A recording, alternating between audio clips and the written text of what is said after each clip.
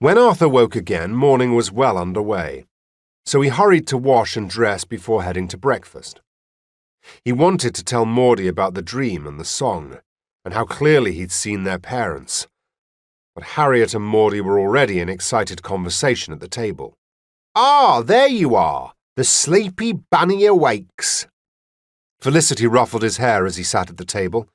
She poured tea and placed a platter overflowing with delicious-looking pastries before them. "My nephew Barty went full nocturnal when he was a teenager. It's a time of change and no mistaking." Felicity was right. He was broader in his shoulders lately, and his trousers seemed suddenly 3 inches too short. Maudie glanced up from behind a pile of post and grinned. She was taller too, not far off Harriet now. "What are you two talking about?" asked Arthur. "We've just had an order for 20 skyaks for the Lontown Postal Service. That should keep Welby House secure for a while."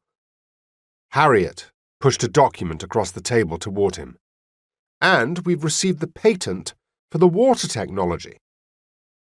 For several years, Harriet's skyship, the Aurora, had been the only clean engine in the continent of Vornitania. The others ran on pitch, a dirty fuel that Lontonians relied on, not only for their explorer and trade skyships, which left grey trails in the air behind them, but also for pitch lamps for the streets and homes at night. Harriet said that supplies of pitch had mostly been exhausted in Vornitania, and mines now extended to the east and north of the continent.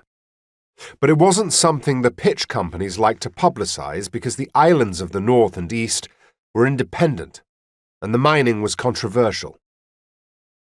Arthur glanced at the patent. It was assigned to the people of Lontown. "You've given the water engine technology to the people." He was always impressed by Harriet's tendency to go against the flow of what was expected in Lontown. Many were driven by heritage and wealth, protecting their hoards like honeybees. But Harriet always took a wider view.